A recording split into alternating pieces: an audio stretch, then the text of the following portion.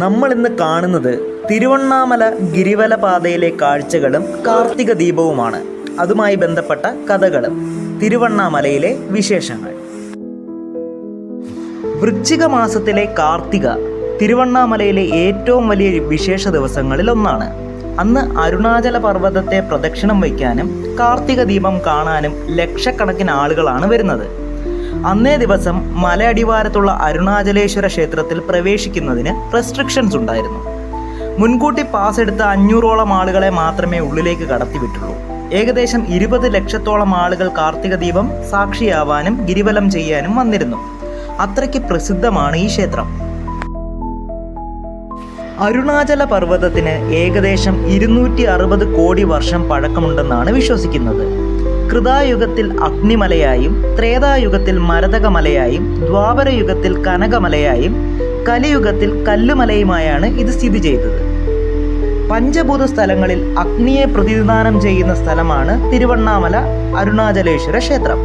സ്വയംഭൂവായ ഇവിടുത്തെ ശിവലിംഗം അഗ്നിലിംഗം എന്നും അറിയപ്പെടുന്നു. ഗിരിവലയം ചെയ്യുന്നത് നല്ലൊരു എക്സ്പീരിയൻസ് ആണ്. ഗിരിവല പാതയ്ക്ക് ഏകദേശം 14 കിലോമീറ്റർ ദൂരമുണ്ട്. ആദ്യമായി ഗിരിവലയം ചെയ്തത് പാർവതി ദേവിയാണെന്നാണ് വിശ്വാസം. ഗിരിവലയം നടത്തുന്നവർക്ക് മോക്ഷം ലഭിക്കുമെന്നും വിശ്വാസമുണ്ട്.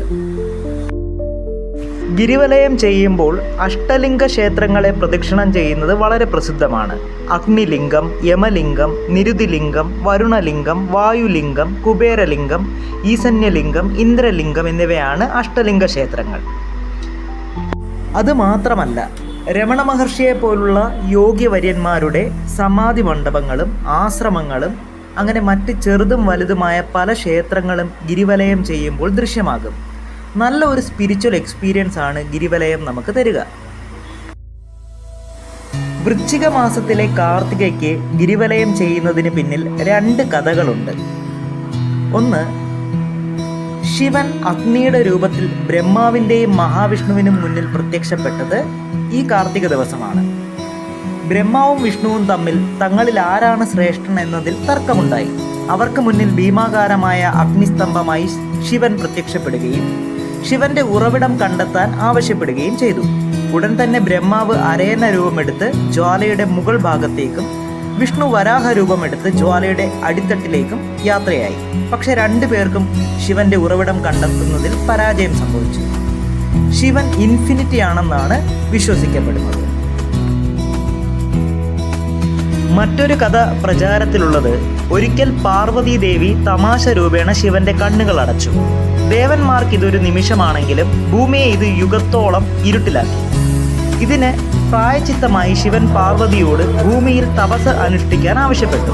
പാർവതി ദേവി ഭൂമിയിൽ കമ്പ നദിക്കരയിൽ തപസ് അനുഷ്ഠിച്ചു. ഒടുവിൽ ശിവൻ അരുണാചല പർവ്വതത്തിന് മുകളിൽ ഒരു തീജ്വാലയായി പ്രത്യക്ഷപ്പെട്ടുവെന്നും ഭൂമിയിൽ വെളിച്ചം പരത്തി പിന്നീട് പാർവതി ദേവിയോട് ചേർന്ന് അർദ്ധനാരീശ്വരനായി പ്രത്യക്ഷപ്പെട്ടുമെന്നാണ് ഐതിഹ്യം. ട്രാൻസ്ജെൻഡർ കമ്മ്യൂണിറ്റിയോട് കാണിക്കുന്ന ഒരു വലിയ റെസ്പെക്റ്റ് ആണ് ഇത്തരം സങ്കല്പങ്ങൾ.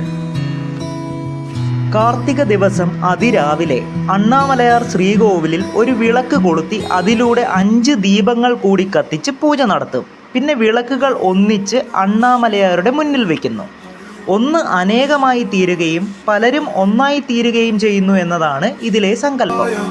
ഹരി ഓം നമഃ ശിവായ, ഹരി ഓം നമഃ ശിവായ, ഹരി ഓം നമഃ ശിവായ, ഹരി ഓം നമഃ ശിവായ, ഹരി ഓം നമഃ ശിവായ, ഹരി ഓം നമഃ ശിവായ, ഹരി ഓം നമഃ ശിവായ, ഹരി ഓം നമഃ ശിവായ, ഹരി ഓം നമഃ ശിവായ, ഹരി ഓം നമഃ ശിവായ, ഹരി ഓം നമഃ ശിവായ.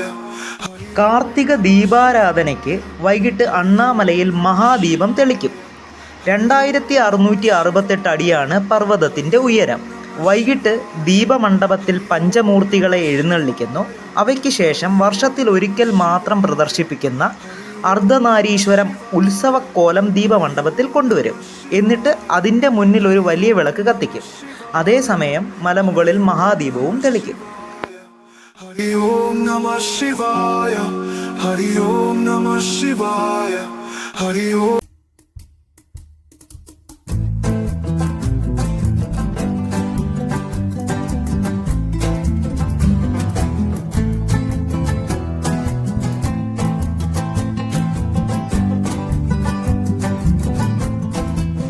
10 ദിവസത്തോളം നീണ്ടു നിൽക്കുന്ന ഒരു ഉത്സവമാണിത്. ഈ ഉത്സവത്തിന്റെ 10ാമത്തെ ദിവസമാണ് സൂര്യാസ്തമയ ശേഷം മലമുകളിൽ ദീപം തെളിക്കുന്നത്. ദീപസ്തംഭമായി പ്രത്യക്ഷപ്പെട്ട ശിവനെയാണ് ഇത് പ്രതിനിധാനം ചെയ്യുന്നത്. മഹാദീപം ദർശിക്കുന്നതിനും അന്നേ ദിവസം ഗിരിവലയം ചെയ്യുന്നതിനും ലക്ഷക്കണക്കിന് ഭക്തരാണ് തിരുവണ്ണാമലയിലേക്ക് എത്തുന്നത്. ഈ പ്രാവശ്യം ഏകദേശം 20 ലക്ഷത്തോളം ആളുകൾ ഈ ചടങ്ങിന് സാക്ഷിയായി. മഹാദീപം തെളിയുമ്പോൾ അർദ്ധനാരീശ്വരനായി ശിവനും ശക്തിയും അനുഗ്രഹം ചൊരിയുമെന്നാണ് വിശ്വാസം. ഗ്രാമവാസികളും ദീപം കാണാൻ വന്നവരും വിളക്കുകളുമായി വീടുകളിലും തെരുവോരങ്ങളിലും കാത്തിരിക്കും.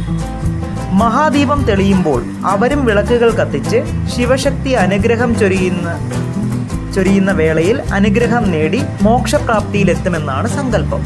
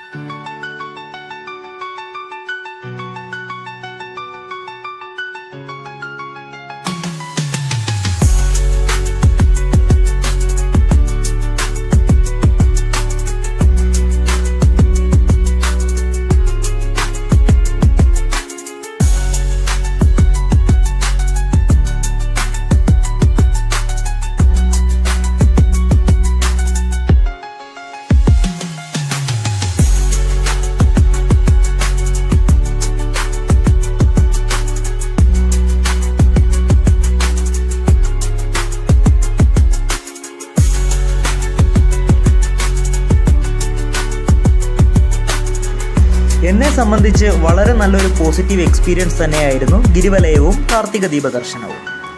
സ്പിരിച്വൽ ടൂറിസത്തിനും അനന്ത സാധ്യതയുള്ളൊരു സ്ഥലമാണ് തിരുവണ്ണാമല.